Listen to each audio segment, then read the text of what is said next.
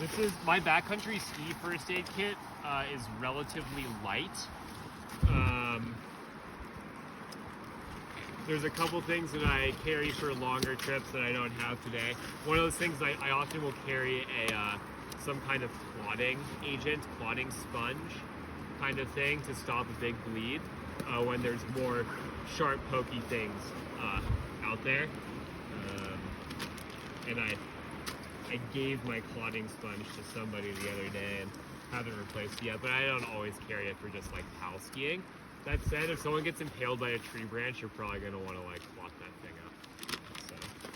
So, here's my this is my bandage bag. In here I've got a bunch of Band-Aids, some butterfly bandages, some gauze. This is just to like stop small to moderate bleeds. My blister kit is not in here. I've got my blister kit in my bag, but I've got moleskin, second skin. I really like synthetic KT tape for heel blisters because it stretches and wraps around the heel. But the blister kit should be personal to you. Like you should just figure out what works for you for blisters and put that in your kit. And then I just carry a little bit of everything for work. I carry an ACE bandage to stabilize like a joint injury.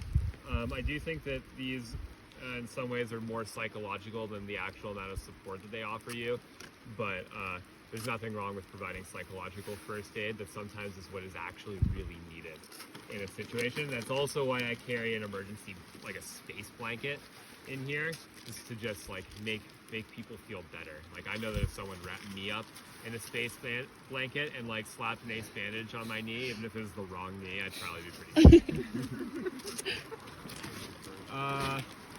I carry some ibuprofen. When I go on longer trips, I carry some heavy hitters, but for day one or one day stuff, I just bring some ibuprofen. Let's see, some gloves.